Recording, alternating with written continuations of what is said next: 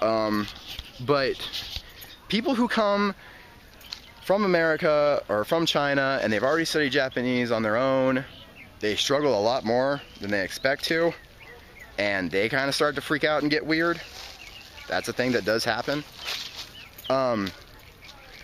So that's another kind of like warning about NILS. The last thing I'll say, NILS does this weird thing. I might even send an email to the teachers talking about it. About like they do this thing where they like threaten you or encourage you to drop down in a class because it might be too hard. This is their way of trying to motivate you, because I mean, you'd think if someone spent all the money coming to Japan and they were really trying to get here and they saved up all of this money, then it wouldn't be a huge issue. I mean, they should be pretty self-motivated. If you say that we're considering you might need to go to a different class, you might want to stay in your class to get your money's worth. You know, why would you remediate yourself? So they kind of come at you and they're like, hey, this next textbook is going to be really hard. We're thinking you should go to another class. You're not performing well. And some of these other things, I don't know how much of it is lost in culture, but what I can say is never do it. Never drop down a class. No matter how hard they say the textbook is, no matter, you know, how difficult they're saying it is, you always want to be moving up in classes. Like, take that very seriously. I used to completely blow off my tests at NILS because I'm a terrible test taker. I overthink questions and I panic during the test. And by the way, I had to go to Japan to figure that out about myself. But you know, I had a long discussion with one of my teachers. He helped me through a lot of this stuff. So, but unfortunately, it was a bit late in my Japanese education. They knew I was going home, and they just kind of let me fizzle out. They put me in a Nepalese class with a bunch of Nepalese students, and they kind of let me do my own thing, which was hang out with my Japanese friends all the time and speak Japanese with them. Although it was irritating because those kids cheated on their tests like all the time. But my point to you is, if you're serious about your education, never drop down in a class, because they're kind of lying to you about the difficulty. We were going to a new textbook, and I had two different teachers tell me how difficult it was going to be, and how they were worried I wouldn't be able to succeed and everything else. And then we got to the new textbook, and for like a week and a half, we reviewed everything we learned in the last book, and then we started doing colors and very simple things. And then we moved in deeper into the textbook, and guess what? It wasn't difficult. It was actually one of my biggest strengths, which was paragraphs, reading comprehension and paragraphs, and writing. Oh God, like it was my favorite thing to do, was to write out like these little short stories and stuff, because like, you know, I'm kind of they would definitely see me as a silly guy or whatever, but I was always writing like these weird, interesting things, because it kept my essay fun, and it, you know, I always hoped that the teachers would at least get a snicker out of the weird and absurd things that I wrote. You know, like writing a giant three-headed bird to class because I'm an American, and then just although looking back, I hope they got the joke, because sarcasm never works in Japan. So I don't know, they probably just thought that I had no idea what I was actually writing because it was so absurd. Sarcasm never wins in Japan. If there's a way to make it win, like using a certain way of speaking or whatever, then yeah, I need to learn. I've heard that if you use everything in like plain form, then they'll get the idea that you're not being serious, but I don't know. It's very hard to be sarcastic when you get there, so don't even try, because they only teach you Moss form. They're only teaching you to be formal. And when you're trying to be sarcastic and formal, no one will take you seriously. It's never going to work out, and it's always going to make everybody extremely embarrassed. Except you and maybe the other native English speaker who actually got the joke, and then nobody knows why you're snickering at each other. It's a great way to lose friends. So anyway, that's just kind of a quick overview about NILS. It's a budget school. I would have you consider going to a school in Tokyo. If you want some of the best education, if you can pay for it, if you can afford living you know, in his very small studio apartment, very small, paying a lot for that small studio apartment. I mean, living in the city has its advantages. I didn't want to live in Tokyo again. Like, I mean, the entire year and a half I was in Fukuoka, I maybe felt an earthquake once.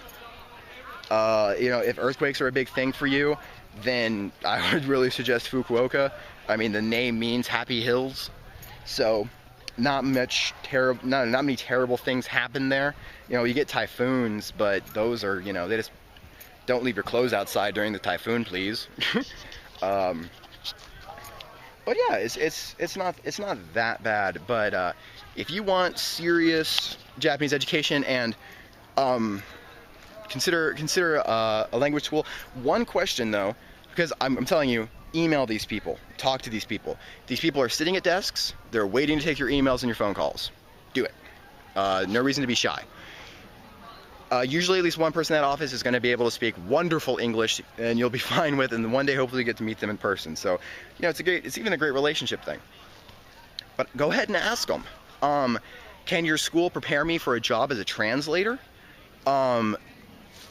You know, like, if you want to be a government translator, tell them that. If you want to be a, you know, online, you know, like 0.05 cent a word, I don't know what the rate is, on translator for some thing, you know, tell them that. And is it obvious that I have no idea about translation jobs? So, but then, you know, if you want to go to a school, tell them that. If you want to go to a prestigious school, tell them that. And even if it's embarrassing, like you want to go to a very difficult university or college, I would encourage you to go ahead and tell them that, because it's that first step of give and take. You're gonna give them, you know, a full idea of who you are, your goals and your expectations and what you want out of them. And you know what, that's gonna push you during class to really give it 100%, to really struggle with that idea of Japanese, you know, gambaru, you know, fight well. And it's only going to help you grow as a person, because I can honestly tell you that, especially if you're an American kid watching this, or American man or woman, I can vouch for us. Unless you went to some crazy private boarding school, your level of discipline and focus during class, your attention to detail, it's not really going to be up to par, and you're going to have to push yourself to grow in some new ways.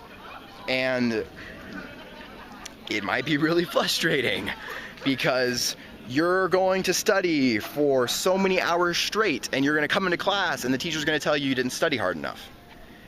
And you're going to tell them that, but I studied X amount of hours long. But they're like, right, we didn't say you didn't study long enough. You didn't study hard enough. So you realize then that, you know, you can't just read over the paragraph. You have to read it, recite it, write it, read it, recite it, write it, and then you're studying harder, and usually only a little less longer. So be prepared for things like that. And you know, I would just really encourage anybody who watches this and is seriously considering going overseas to learn, to realize that, you know, you grow through adversity sometimes. So this isn't always going to be the best experience. You're going to be spending a lot of time, if you're serious, you're going to be spending a lot of time alone, or maybe with friends, studying. You're going to have to make that uncomfortable decision to either speak in English or Japanese to other people who understand English. So it's going to be interesting. But I do promise you this, if your goal is to grow as a person by traveling, then you're definitely going to get that. I will tell you though that, you know, you could probably travel the US and you could get that same kind of growth, but you know, being exposed to that culture, it's always great. But